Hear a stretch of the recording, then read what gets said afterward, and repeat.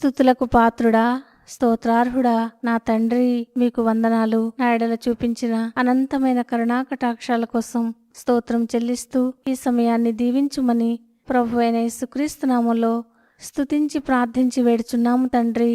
Amen. జనవరి 5 ఎడారిలో సెలయేర్లు అనుదిన ధ్యాన మాలిక. సహాయము చేయుటకు నీకన్నా ఎవరునూ లేరు. 2వ దినవృత్తాంతములు 14వ అధ్యాయం 11వ వచనం. దేవునిదే పూర్తి బాధ్యత అని ఆయనకి గుర్తు చేయండి. నువ్వు తప్ప సహాయం చేసేవాళ్లు మరెవరూ లేరు.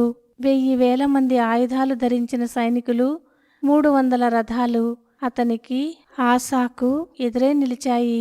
అంత గొప్ప సమూహం ఎదుట తనకై తాను నిలవడం అసాధ్యం. అతనికి సహాయంగా ఇతర సైన్యాలేవీ రాలేదు. అందువల్ల అతనికున్న ఒకే ఒక్క నిరీక్షణ దేవుడే.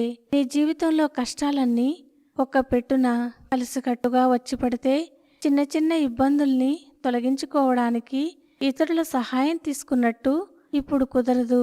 సర్వశక్తిమంతుడైన ఆ పరమ స్నేహితుడే మనకి ఆ సమయంలో దిక్కు. నీకు నీ శత్రువుకి మధ్య దేవుణ్ణి పెట్టు.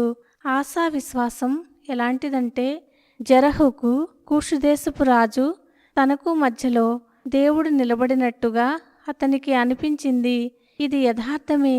కూషీయులు యెహోవా భయము చేతను ఆయన సైన్యపు భయము చేతను పారిపోయారు అని రాసి ఉంది. ఇశ్రాయేలు వారి పక్షంగా పరలోకపు సైన్యాలు వాళ్ల శత్రువుల మీద విరుచుకుపడి అంత గొప్ప సైన్యాన్ని ఊచకోత కోసారేమో అన్నట్టుగా ఉంది. ఇశ్రాయేలీయులు కేవలం వాళ్ళని తరిమి దోచుకోవడం మాత్రమే చేశారు.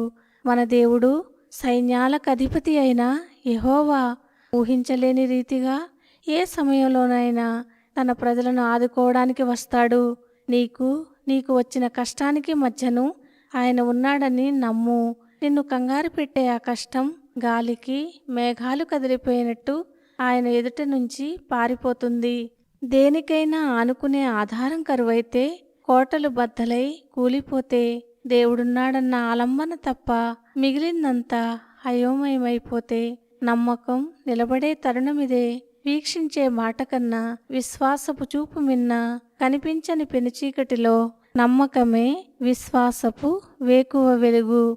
అబ్రహాము దేవుణ్ణి నమ్మాడు. కంటికి కనిపించే దానిని ప్రక్కకు నెట్టాడు.